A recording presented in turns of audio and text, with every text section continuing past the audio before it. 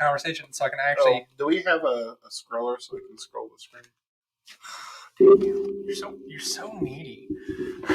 Needy? Yes, you're needy. Oh, I don't think I'm the talent. I don't think... Definitely not humble, I'll tell you that. Hello, and welcome to Seriously Pointless Conversations About Culture, the podcast where myself and a few of my friends get together and discuss nerdy things. Just a reminder, if you like what you're listening to, please subscribe to Seriously Pointless Conversations YouTube channel, or you can find us on your favorite podcasting apps. Thank you for your support. Without you, none of this would be possible.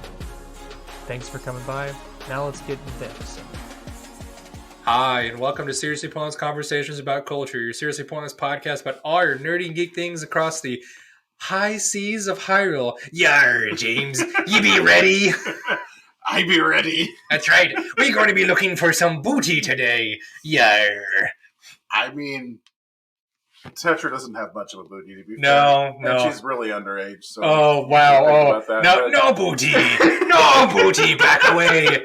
No, I will not be canceled today.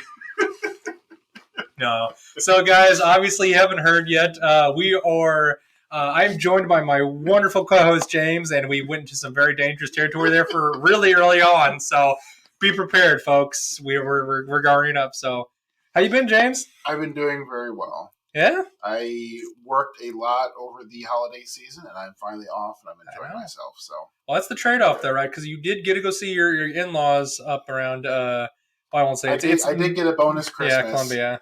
But then I had to work through the real Christmas. So that's right. Yeah, there's trade-offs in life. Right? Well, that's good, though. But you had a good Christmas overall, right? I had a great Christmas overall. I still got to see my family. My brother came into town. So it's been great. That's always a good thing, because I know your brother lives kind of more on the about 6 hours away from where we're at. And so it's a bit of a trek to come in. It's a bit of a trek, and because of his work, we don't often get to see him around the holidays. And so it was very nice to get to see him right around Christmas. It was a good Christmas overall, too. Yeah, I can totally agree with that. We did a lot of traveling.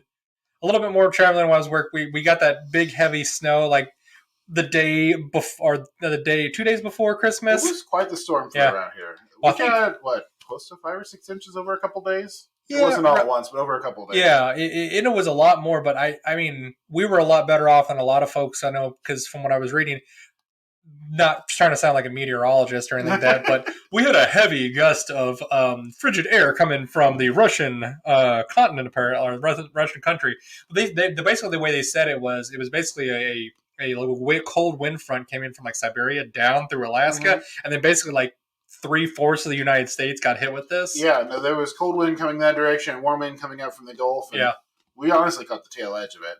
Oh, yeah. I saw some videos from up near like Maine and Minnesota where they got like feet of snow, like 3, 4, 5 feet of snow. They were probably like, this isn't too bad, eh? We're just gonna crack open some beers and have a good time, play a little hockey later, Well, one of these days, this was like a childhood dream. I would love to be somewhere with like 6 feet of snow where I could literally tunnel through the snow. I think that would be amazingly fun. See, if we were to do that, our luck is we'd get trapped in there, and it'd be like Donner, party of two. Yeah, we would probably freeze and die. I mean, I will acknowledge that I preface this with childhood dream. It would probably not nearly as much fun as I think it would be. I know, because you always see those movies that are like things like Snow Day. You remember that old one? It's like they have all these tunnels and things. You're like, I'm going to make one of those in my day, and then you try to like make something like that in your backyard when you get some decent amount of snow. And it just like doesn't work because it's the wrong type of snow, or you don't have enough snow, and have you ever tried to make an igloo? Because I've done one before. I've done a couple of them. I gotta tell you, snow is freaking heavy. It is. It takes some serious structural support. Real question though, James, is do you want to build a snowman? I always want to build. That's right. You want to build a snowman? You make some snow angels with me. It doesn't have to be a snowman. I know it doesn't. Alrighty. So, but yeah, other than our weather commentary, so. As far as games go, you should check out High on Life. Did you play? Did you finish it up? I didn't finish it up. That's on my list to do this week. Maybe Monday I'll sit down and play it and try and finish it up. But I finished the first few quests, and it is absolutely hysterical. It's made by the creators of Rick and Morty, and it plays like a Rick and Morty episode. If you like it, you'll love it. If you don't like it, don't bother. So I kind of am in the middle ground of it, okay? I love Rick and Morty. Mm-hmm. I love Mick and Mickey. Mick and Morty. Yeah, anyways. My mouth couldn't work there. I do love Rick and Morty, but I don't know, man. It seemed a little repetitive to me. But like you said, it is just a giant Rick and Morty episode, and the humor in it is so dumb and so juvenile, but it's also so like, just I don't know. It's just got that Rick and Morty feel. I don't know what the correct word I'm going Yeah, to the actual like gameplay, the shooter part of it is merely passable. Yes. It's okay. Yeah. The guns are mildly engaging. The gameplay is okay. It has some bad platforming in it. Yeah. But yeah, there's a constant stream of humor as you play. I'm going to say, though, the pseudo Care Bears are probably my favorite part of it so far. The Care Bears are great, and so is the friend that joins you in the Care Bear area. The friend, that you try to kill and you can't. And I gotta say, when you finish the Care Bear area and you get to finally kill him, it's very satisfying. Single tier. Yes, it is all pretty good. I would recommend it, just like I said, like James was saying, just for the sheer enjoyment of it. So, and like I said, it only took me like 8 or 9 hours to beat. So that's not long. And that's if you don't just like try to just go crazy exploring. The only reason it took me 9 hours to finish was because I was going through and trying to find all the little things, like all the little, money chests and things like that. Because there's actually an achievement to find all those, which seems really dumb, I'll be honest with you. Normally, I like to do the exploration completionist, but like I said, the actual gameplay wasn't that engaging. Yeah. So I'm probably just going to finish the story and call it good. And the story is pretty funny, I'll be honest with that. So, and that's the thing is I like the level of, that's the one thing I did like about it, though, was even though the gameplay, like you said, was passable, the boss fights are challenging enough that they get you kind of engaged and kind of get you give you like a little bump of like, oh, this is fun. Maybe we'll see what kind of goes from here. But like the generalized, they're challenging enough to be interesting, but not so challenging you're going to need more than one try, at least on the standard difficulty. Yeah, and it definitely kind of brings a nice little breather from all the monotonous, like going after the bad guys. Yeah, the actual progress through the game is kind of waves of generic enemies. Which, considering you have to kill every single one before it lets you progress, is pretty annoying. I actually found a little bit of a glitch one time. Like, there's a certain part where you have to go through like levels to get to one of the I think he was one of the last bad guys in the game, and for the life of me, it would not open the door because it said I hadn't killed everybody. And so at a certain point, it times out and it resets those levels. Oh, no. And I was literally doing it for like 45 minutes. It made me so angry. So, but eventually I was like, okay, fine. I'm just going to go here. I'm going to start at the bottom. I'm going to kill everybody. And I was very methodical about it. But it was very annoying to do. So needless to say, hopefully they kind of patch that out. And I know why they do it. So you don't like just rush through get to the very end point, because you could literally get to the very end point without killing anybody. It is because a lot of the game is just like scripted audio. It's voice acted audio from the Rick and Morty guys. And they're talking about all sorts of things while you're playing the game. And it's hilarious. But the gameplay is very much a backdrop to what's going on. And if they went too fast, then they wouldn't have time to finish all their fluffing in the background. So it's... no, never mind. I'll leave it alone. It's basically them just having a whole lot of fun doing just goofy stuff. But it was fun. Did you get to play anything else, though, at all? Not so much. You get to watch anything at all, then? I've been going back, and we started watching Welcome to Demon School Iruma-kun. I saw that on Crunchyroll, and I thought it was going to be terrible.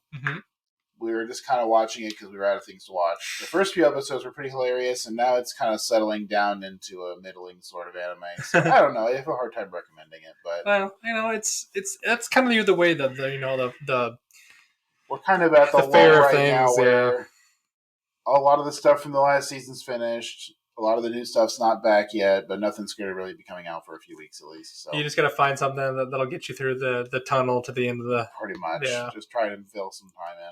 I understand that completely. So that's kind of what I've been doing right now, because I was trying to watch some... I don't know. I'll just trying to do my 45-minute walk on the treadmill for my cardio the other day. And I got through like 2.5 episodes of My Hero Academia, so I'm almost all the way caught up. And the new season slaps. It's pretty good. It is legit. I would highly recommend it because it is pretty fun just to watch the who's the Decay guy? I can't remember his name. Toshinori. No, T something. Yeah, I couldn't remember his name, but he like his new like after him coming out of his little tube and everything like that. It's good stuff. Yeah, he's legit good. So I'd be interested to see how they do it because he's at basically at full power and all little whiny britches is not. So it's good stuff he's to watch. Not, and I wonder if we're going to a climax or if it's going to be kind of a countdown to the end type thing where it's like, oh, he's injured, but he'll be back in 30 days or something.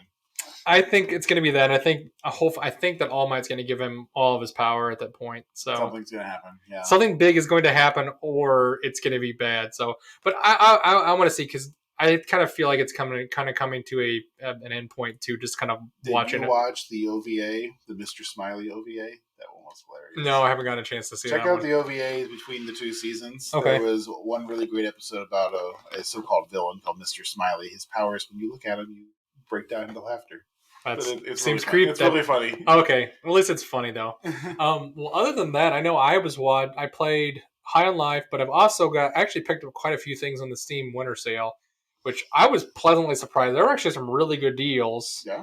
I know I got us. I know I got you. Oh yeah, our buddy Zach and Tara and Kelly actually all got Tribes of Midgard. Yes, which is actually a lot of fun. We've been enjoying that. Which is, I'm interested. So what really interests me is how many people can you have playing all at once? Like what's the most amount of people you can have? It's a lot. I'm not sure. As we've had 6 right now so far because even it's like 12 or 16 or something. Oh wow, that's a pretty good number. That is a lot of folks. I guess you'd maybe need quite a few folks at a certain point to get some of the bigger end bosses. I know, but as long as the servers hold, like they were definitely not playing with us nice the other night. But I'll be interested to see. It makes you wonder, like, are these hosted on their servers or is this hosted on the first player's internet? Because I don't know. That's the other thing I was thinking of. I think it's on a server probably, but that's always a good question. It was pretty unstable last time we played. It was definitely not having a good time with us the other day. But overall, though, the gameplay is fun, and I like the setting a little bit. The only downside, though, is you kind of get put back on the same map over and over and over again. Yeah, the constant resetting is a little bit repetitive because the early game is always I can tell it really, really makes you excited, James. It does. But no. But I'm still trying to figure out what I'm supposed to actually be doing. I haven't grasped the core sequence yet. So well, I can kind of see where you're coming from there. It is a little janky if you don't kind of dig into it, but it's just literally just a progression game is all it is. And yeah, I think that's the game, is nailing down the smoothest possible progression. Yeah. That's what I haven't figured out yet. Well, I definitely have watched a couple of videos online about it, and they have helped me immensely on what I'm supposed to be doing and trying to get things. Honestly, you're not that far off from what I've been watching you do. It's not that far off. The problem is getting everybody else to come into consensus and not just try to level up other things. Yeah. Like you can get to a certain point, like I was reading and watching that the biggest thing we need to do is if we're going to do that second or anything past the prequel. Yeah, it's like you need to. I think everyone needs to level up their gear so you can fight these harder bosses. Not necessarily. So the thing I was noticing is it's harder in the long run if people keep trying to upgrade the armor and the weaponsmith and the blacksmith. The best thing to do is upgrade the tinkerer, because you can get better tools, because when you start chopping down stuff and you start mining stuff, you get more, like significantly more things, like resources from it. And then you take those. Oh, really? And you will build up the other resource, like settlements outside of your town. And they give you free stuff. Then you can just start getting free stuff as fast as you want. And then at that point, you should have that done by the second day, or at least started building up those by the second day. And then you can start upgrading the weapon armor and the armor and the blacksmith. I see. We've been doing it all wrong then. And I think there's been a couple people that have been going after the upgrading the armor and the blacksmith. And I'm just trying to tell them, I was like, no, don't do that. And it is what it is. So it is, everybody has their own priorities because they want to go out and explore and things like that. But it's like, hold on. Like you want to work. I get it. You want to upgrade yourself and whatnot, but you got to slow down. And like, if you do this, everyone else will upgrade, and we can all kill big things a lot faster. And that's the whole thing, is that you want to eventually kill Fenrir in the first act. And I just don't think we ever I don't think we ever got to that point. Anyway, let's talk about the topic of our video. What topic is that, James? It's going to be Legend of Zelda: The Wind Waker. So this is the third game in our trilogy that we are talking about. This is something we're trying a little bit different. It's our third 3D Zelda game. Yeah, our third 3D Zelda game. And like I said, I like this kind of the way we're setting these things up. So this happens to be, for lack of a better word, one of the more unique Zelda games that I've come across. It's a significant departure from the formula of the series, which we're going to talk about today. When it first came out, led to some controversy amongst the developers and the fan reception. Oh yeah, and then also in the long run, it's been widely held to be one of the best Zelda games of all time. So it got released in 2002. This is a GameCube game. Yep. It's 2003 for the English audience, guys, who had to wait a few months while they panic fixed some problems in the game. No, yeah. But it's set in a large archipelago, and the idea is that you are part of this series of islands. You play a titular Link character as usual. Mm-hmm. In this case, you're actually trying to save your sister. Oi! Which, to be fair, she screams that at the beginning of the game over and over again. It's become a thing now. But so, real question though, I was like, is that canon now that Link has a sister? No, in this game, apparently this is like a rite of passage for young boys that, like, on your whatever birthday, you're supposed to like don the hero's garb and you become Link for a day or something. And I don't know, it's kind of stretch. It's a little tenuous, but but you become Link. Your sister, I think, is Marin. Okay. And then there's, of course, a Ganon who is struggling over a Triforce. Since it's more nautically themed, there's a pirate captain named Tetra. By the end, she gets revealed to be the Princess Zelda analog for the game. I know, big surprise, everybody. I know, right? And you get a talking boat named the King of Red Lions you beat early on. Is he a real king, though? He is a real king, yes. That's right. When you finish the game, he is revealed to be the King of Hyrule, who was cursed into the shape of a boat. Man, this kind of just really... The actual plot for this is a little convoluted in the end, but most of the game it's a seafaring adventure. I said that this king gets the short of the stick. You know, like he's a ghost in what's the other one, the newest one they came out with a while ago? Breath of the Wild. Breath of the Wild. Yeah. He just gets like changed into all kinds of different things. He's always shafted. He's always turned to stone, or something terrible has to happen to him for the game to start. Okay. Always. It is acceptable. So without going much deeper into it,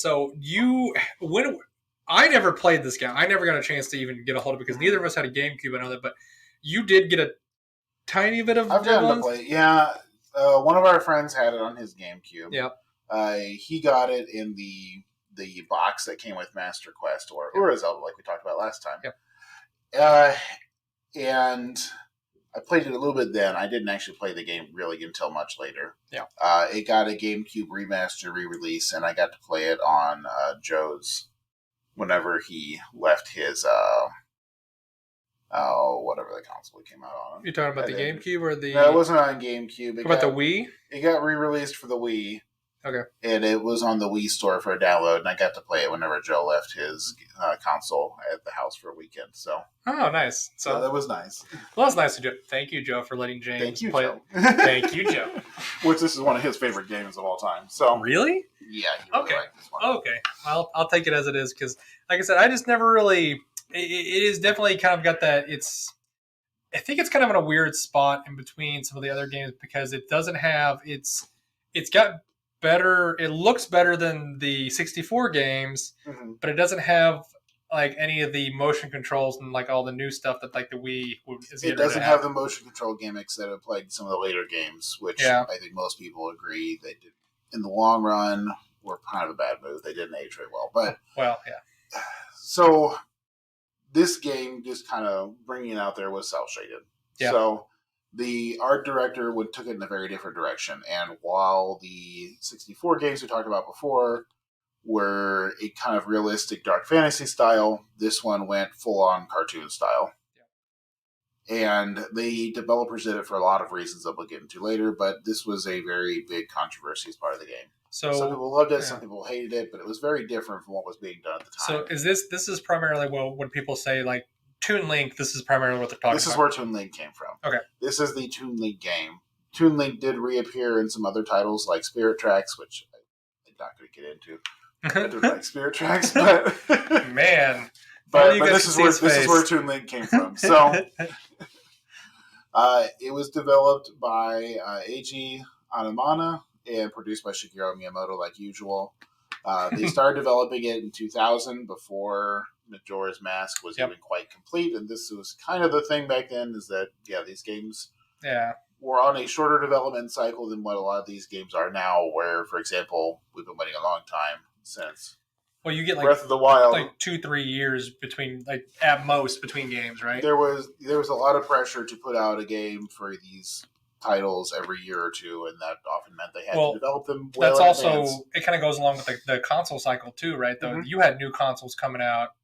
You would have a new console about every 5 years, and in between there, like every 2.5 years, you would have like maybe an updated version of the console, something like that. And so this was for the new console, and it had to come out early on in the console cycle, so this is when it had to come out. So do you remember when the GameCube was released at all, off the top of your head?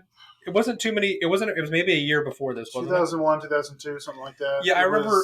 I knew it was pretty soon after, or soon before. Majora's Mask was 99, and that was at the very end. Very end of the 64, right? Yeah. It was one of the last games to come out.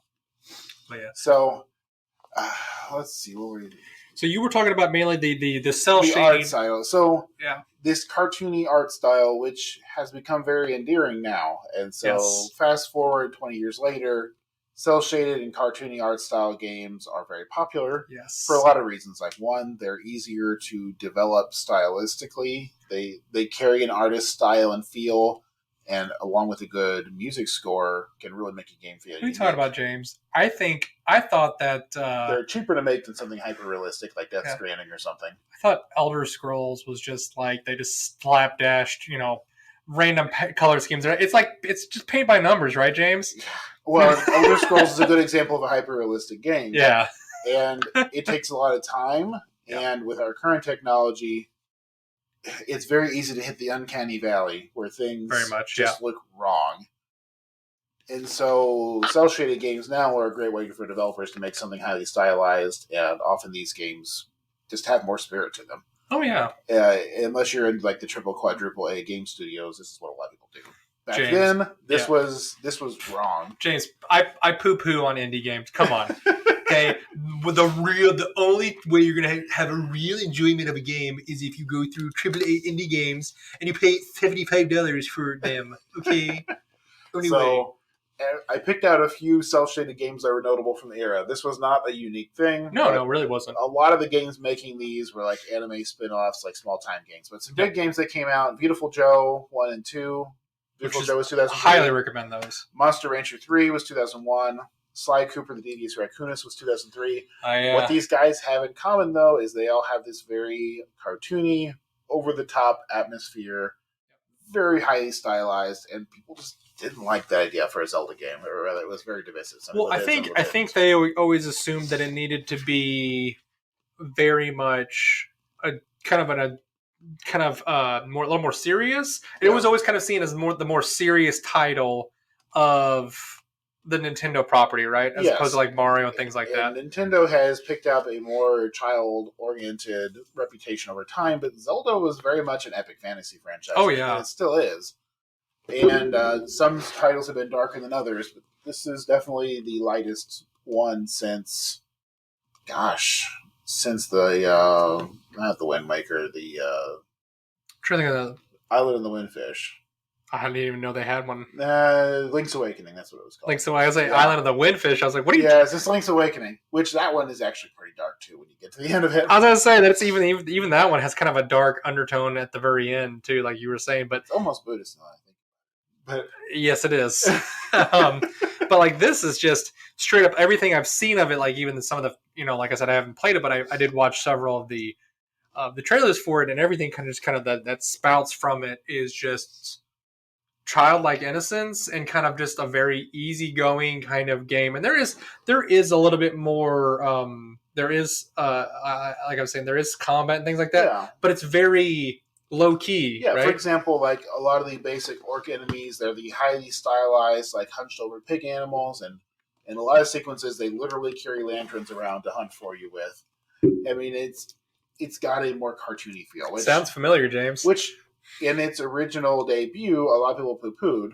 Now, over time, in the last 20 years, this is, like I said before, become more and more popular because while realistic art styles tend to not age very well, these cartoony stylized games, they keep their staying power.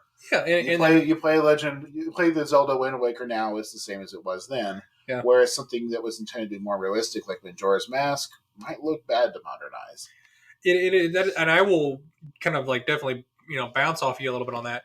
That's very true because, like you said, even though the art style is cartoonish still, they don't have to modernize it or like that. It looks fine the way it is. And as long as it has a decent story on it, the game can really last. Like, it's kind of like the simple fact, like a lot of the other Zelda games are pretty much staples nowadays still for you to play. Like, I ask somebody, like, hey, if somebody asks me, like, hey, what kind of game would you recommend? Like my nephew even, because Isaac, he's just getting ready to turn. I think he's going to turn 9. I think he is 9. He's going to turn 10 maybe. But anyways, he's actually looking for new things, and he really likes Sonic. And I was like, well, here, try this. And they have the Nintendo Switch, and I actually turned him on to Link's Awakening, actually. Because I was like, which the Switch remake, that's a perfect game for a kid. That's good. 100%. And I was just like, and it, even though it's got those pixelated graphics and things like that, the story though is so much deeper than a lot of other games that are just like flashy, like Sonic. I'm like, there's not really a story there ever. It's just like, I gotta go fast and I gotta save the little birdies or whatever it is. It's like Sonic or Super Mario Odyssey, which are both. Super Mario Odyssey is an amazing game in its own right, but the story in a lot of ways it's like Gaming Crack, right? You're going around, you're collecting these moons. The story is kind of there, but it's really just kind of like, I need to get a moon every 30 seconds. Cool. Use my high. Cool. I can use my head and I can turn it into a dinosaur Mario. It's really cool, but and that's why I really like a lot of these Zelda games, and I'm always looking for something new to play in this series because it has so much more staying power. I feel like than a lot of these Marios and other titles. I feel like if the title has a really good story, it can elevate all the mediocre properties of the game so much more. It helps. Anyways, that's my 2 cents. But I just really wanted to stick that point on there because that is one of the things that really draws me into games. So, as far as gameplay goes, the emphasis on this game is on environment. So, since it's set in an ocean, wind is like the omnipresent thing. That's right. In everything, even from the very beginning of the game. And so, this is one of the reasons they went with the more cartoony style is they have these stylized smoke plumes or leaves. Like, the game is always informing you what's going on around you. And you are in the map is laid out like a sea chart. Yeah. There's 49 square gridded sections on the Great Sea. Mm-hmm. Most of them contain at least something, like a little island chain. Okay. More of them are small than big, but there's at least something in every little part of the grid. A lot of the map is optional. Some of it's not. So let me ask you this. This is the first time they've really had a big map like this for you to look at that's not like sectioned off like in the dungeons like they did in the last 2 games. The world map is a big focus here. Yes. And so every game has had a world map, but it's usually like each little section and it's all kind of self-contained. And unless you're like trying to 100% completion every single little corner, you don't really need the map that much. Okay. But in this one, the sea chart is a big part of it because to get to places, you are literally getting in your boat and sailing. Yeah. And so the boat is the King of Red Lions.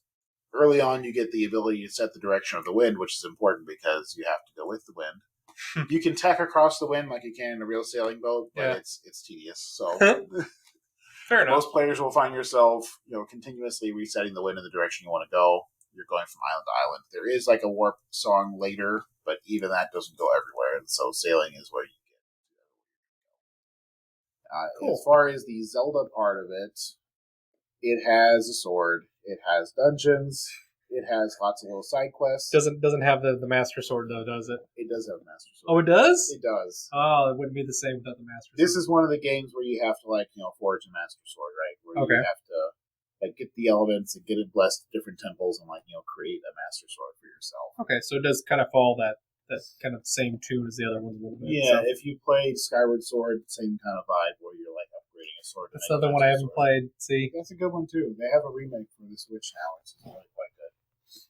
But Anyway, one of the side quest items is the Picto Box, which is a camera, which I did not particularly enjoy, but this is one of those parts of the game where a lot of the side quests will kind of give a vague description, and you have to go and take a picture of it and bring it back to them. So, like, someone wants a picture of the moon. There's people who want pictures of, like, someone they think is cheating, and you're going around to different things. This seems like this seems almost like a Pokemon Snap, kind of like, we're going to shove this in there. It's a side quest item. I mean, yeah, it's better than a bomber's notebook. Okay, I would love, I would love to see the reasoning why they wanted to have this in there, because this doesn't seem like. Is there a reason for it anywhere else in the game other than just like to? I think it's just there. I mean, Majora's Mask did feature Picto Box, which it was used for one or two side quests, but not to the same extent that this one did. Okay. I think this is one of the cases of where, we're going to take something from the previous game and we're just going to expand on it. Because a lot of games did this in this area where you just kind of mindlessly expanded on everything before. And there's a bit of feature bloat, but it's interesting. There was an item called the Tingle Tuner, which if you've ever watched Wind Waker speedruns, you'll see them abusing this extensively. You had to have a Game Boy Advance and a Game Boy Advance connector cable to connect to your device, to your GameCube, which those things were not cheap, by the way. And then you had to find it in-game, and you had this item called the Tingle Tuner, which you could buy things in the Tingle shop, and you could have him assist you in different ways. I'm just saying, that is not a great name that for an item to have, because that makes me chuckle, and you knew exactly what I was thinking when you said it, and so I'm just going to leave it right there for everybody. So, and I know who Tingle is. He's one of those weird characters in there that I love to death. You love to hate him because you love to hate him, and this is one of the games where he was particularly present. Yeah. I mean, he's in the Game Boy games, he's in Majora's Mask, but for me, this is like the quintessential Tingle game. That's funny. If you're into Tingle. Well, I mean, who isn't into Tingle, James? Anyways.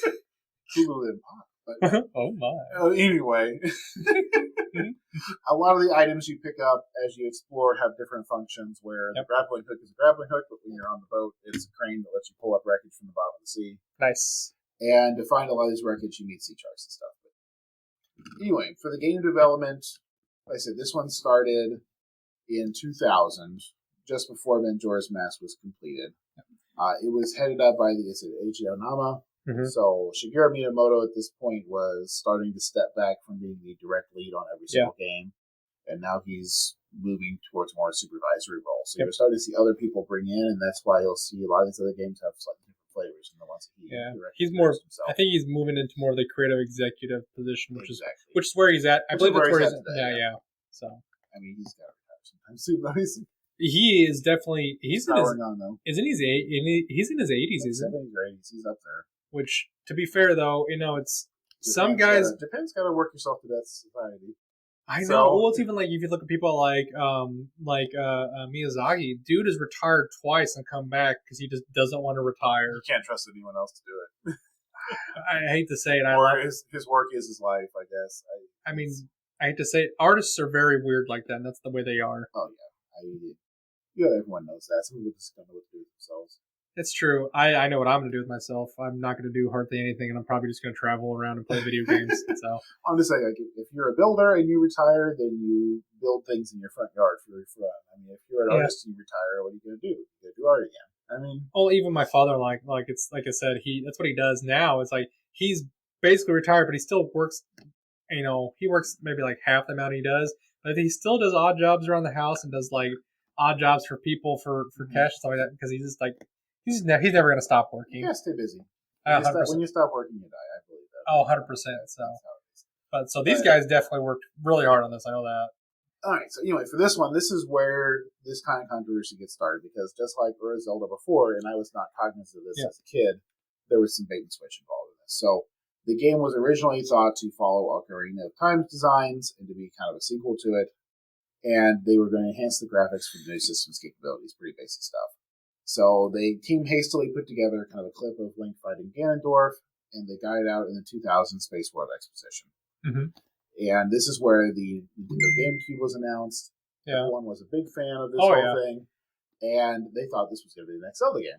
Well, to be fair though, this is also Nintendo finally making the jump 2 discs. Yes, finally. The cartridge system had finally become so limited that they couldn't do it anymore, and they leaked the disc, which is kind of ironic now in that we're going back to cartridges because you can store a lot on a mini USB drive now. But a lot if they had some better. So that's a whole other issue. Yeah. They definitely have their own limitations on those little mini USBs and also just the hardware on it. So I love that stuff, but it's still it's got its own problems. Yeah. Oh yeah. But so the Zelda team sat down to start to get to crunching and figuring out what to do, and they were out of ideas. We've done this for 4 or 5 years now. They didn't know what to do with this anymore. They wanted to find a new direction. They had the writer's block. Apparently, one of their designers made a cartoonist drawing of a young Link that everyone loved, and so they thought, oh, we're just going to do this. They did probably in a similar style, and then everyone got excited about this stylized cartoon aesthetic. Like I said, it gives you a lot of leeway to do like wind effects and weather effects and stuff in a way that's visible to the player in a fair way. That's hard to represent with realistic graphics. And they fell in love with it. Now, they were worried that Miyamoto was going to hate it. So, what they did do was they hid it from him. Because that's the smart thing to do always, is whenever you're afraid of what your parents are going to say, you hide it. Until they got much further along. And then you couldn't say no.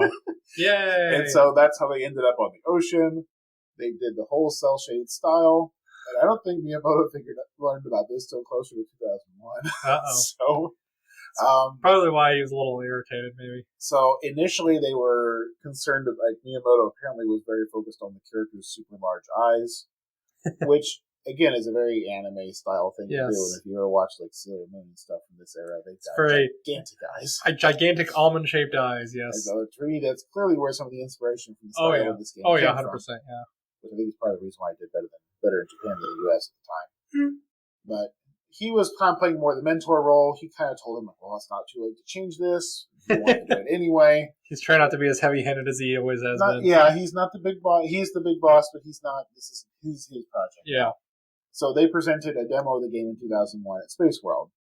And reception was mixed because people were expecting to see the same game they saw last year. Yep. They saw something totally different, and everyone started calling it Zelda because it was cel-shaded.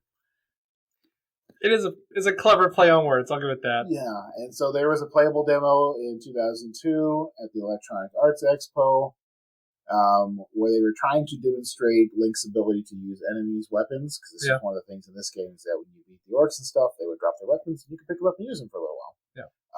The demo was bugged and worked very badly, which added more shade to an already cel-shaded game. Yeah. And so the positive people said, oh, it feels like Zelda. And the bad people are like, look at this, it's a buggy mess. It's supposed to come out like in 3 months. It's bull. So it came out in Japan in late 2002. And it came out in North America like in the first quarter of 2003, the later part of the first quarter. Yeah, I remember telling me.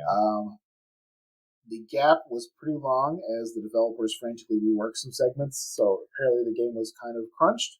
For example, there were supposed to be 2 more dungeons. Uh-oh. And they got cut, and they replaced them because they needed to pad the game time with that whole quest to recover the Triforce, which is an infamous part of this game that everybody hates.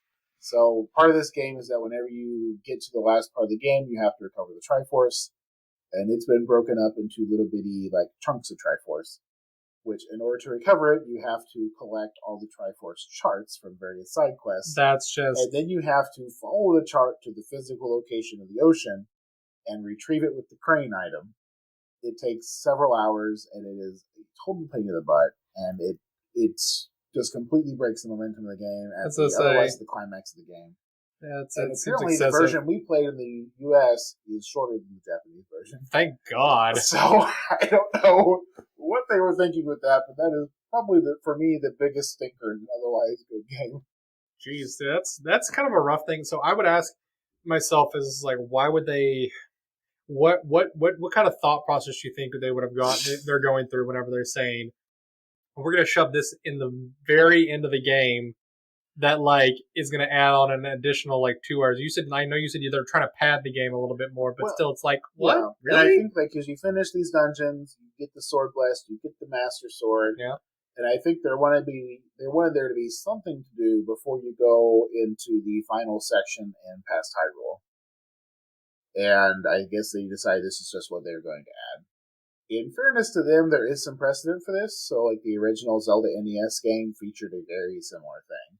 Yeah. Where you had to recover all the chunks of Triforce, and that was part of, like, the second playthrough. And it's not nearly as this bad, though. It wasn't quite the same thing. Yeah, and the ocean wind part of it just adds extra annoyance to it. Yeah. So, the game got released on December 13th in Japan, and America, it came out in March 24th. So, like I said, a good 3-month difference between the two. Yeah. Now, in order to try to kind of shore up a controversial game, they released Zelda, which we talked about last time, which was the Master Quest, is what it got called in the US. Yeah.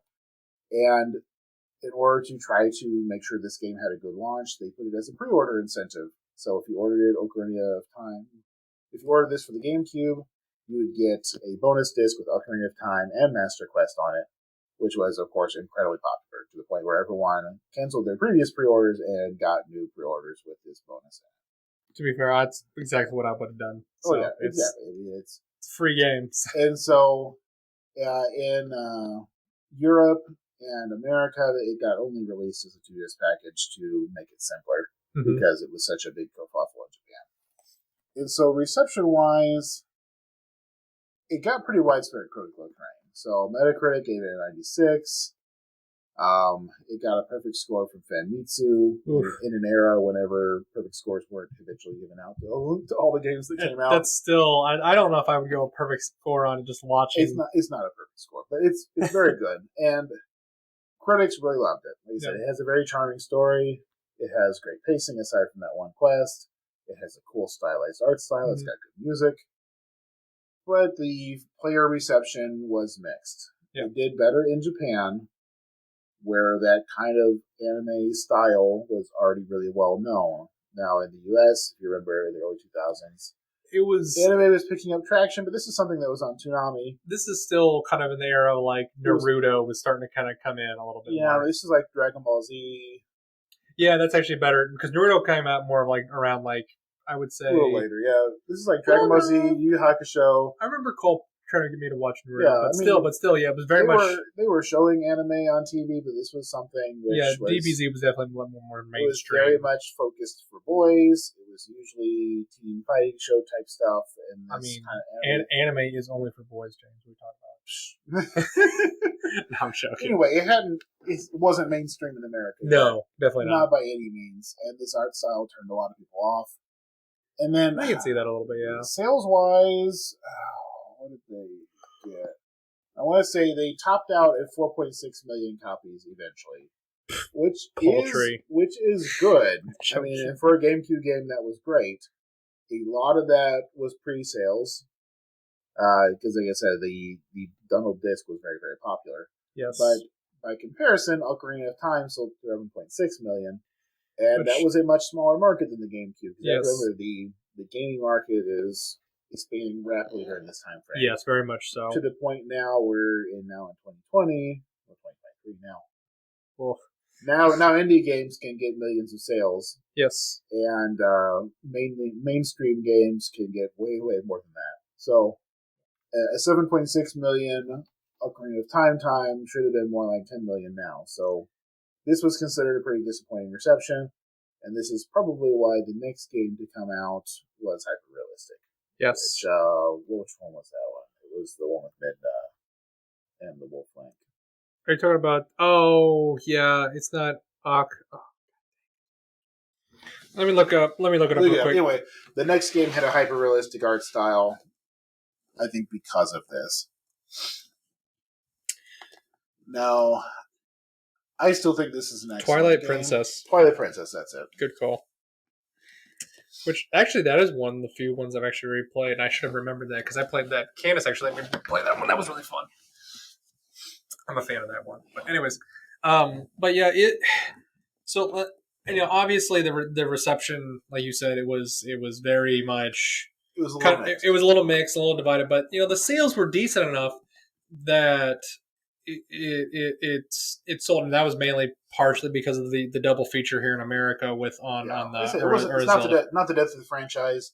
It was, by all accounts, a really, really good game. But that's the thing. It did sell really well, but it wasn't the blockbuster they were expecting. No. they just came off of 2 games of the year. I mean, Ocarina of Time You're gonna have a Majora's slump. Mask were both amazing. You're gonna have a slump here and there, but it's like that's going to happen with just about any franchise, right? Like if we go a little bit further on in the franchise, right?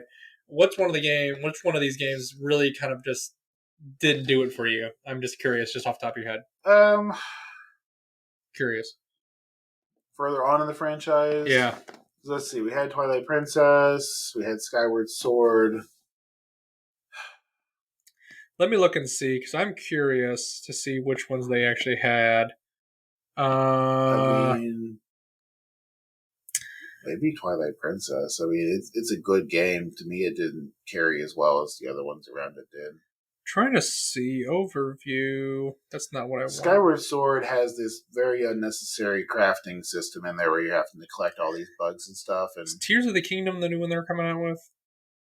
Tears of the Kingdom is the new one, yes. Okay, I was just curious. Which is coming up pretty soon. A few more months and that'll be out. I'm pretty excited about that. Are you saying that you would want to play Hyrule Warriors? Hyrule Warriors I didn't even play. Fantasy Warriors has never been like my genre. Like this kind of like run around and just do like a full on hack and slash army thing. I'll be honest with you, I definitely was not a big fan of it. So, what is this one? Is that the Phantom Hourglass? Because I'm telling you, Phantom Hourglass was bad. There's so many in here. I didn't even know they had some of these. Phantom Hourglass is like the sequel to Spirit Tracks. Here's Windwakers. I'm just looking at all the different ones that they even had. It's just kind of ridiculous. There's been a lot of tie-in games over the years. Triforce Heroes. Triforce Heroes was bad. See, maybe Zelda and the Four Swords. That one I didn't like very much, but that was a GameCube game. Ripened Tinkles, Balloon Trip of Love. I have never heard of that one. For me. I'm gonna have to show you the video. Let me pull it up. Okay, well, okay. If I had to pick one that didn't do it for me, it's gonna be Zelda and the Four Swords, and the reason why is because I did not. I did. It's over here on this side. Freshly picked Tinkles wrote. Oh, there's a few of these. Wow. Oh, we might have to do a Tinkle series, James. We're gonna have to do a Tinkle series. Yeah. I mean, this is strange. Yeah. I'm loving these though. This is great. They might be really good. Man, they remade. See, I even played Minish Cap, and that wasn't like terrible. It was okay. It wasn't Minish great. Cap was good. I liked it. It wasn't as good as Four Seasons and Oracle of Time were, but Minish Cap was fun. I played that one a couple times. See, most of the Game Boy Advance Zelda games are actually quite good. Four Swords I didn't like though because it has this mechanic where you like copy yourself 4 times, and it's really tedious. And you have to, like, it's just not as good. It happens. You could have done Link, The Faces of Evil. I've never heard of that one. Which I believe this is, oh, wow. This is definitely not good. Oh, that's why. Okay. It's on the CDI. That's, yeah, okay. That's not a good thing. You've never heard of the CDI? I've never heard of the CDI.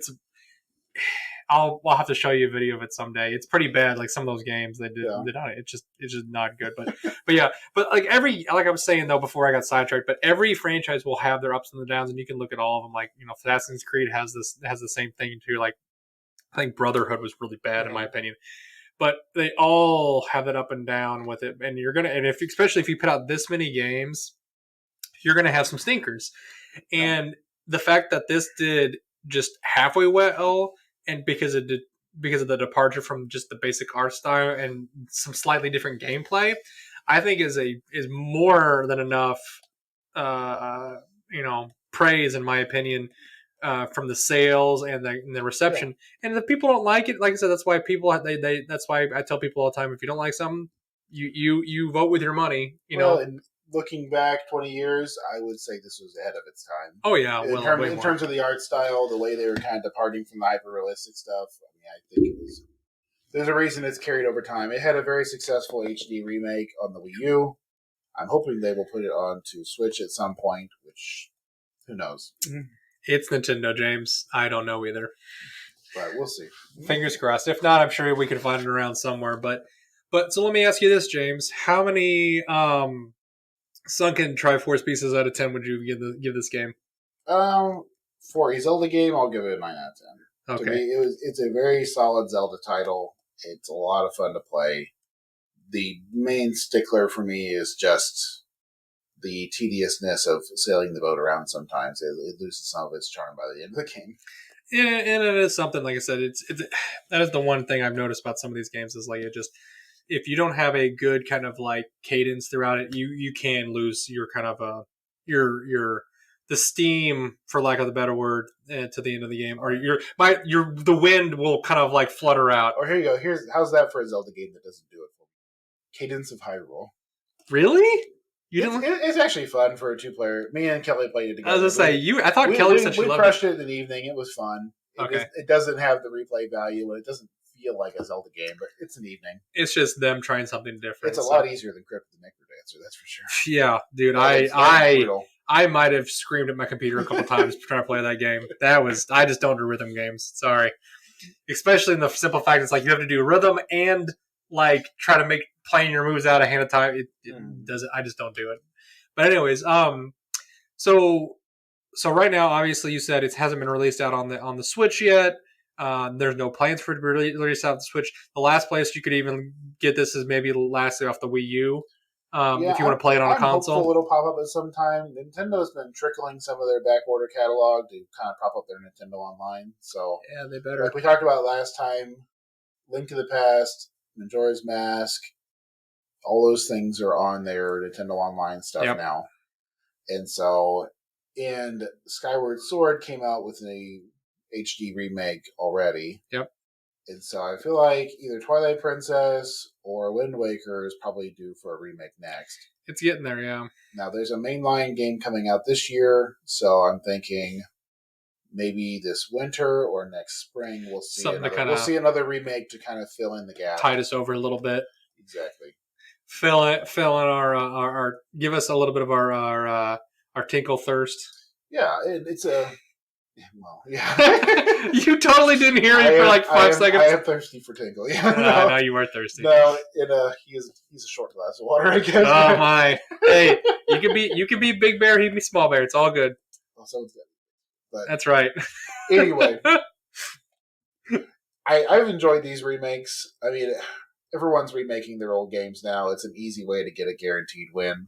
And it's cheap for the studio, but yeah, it's also nice because a lot of these titles are very inaccessible now.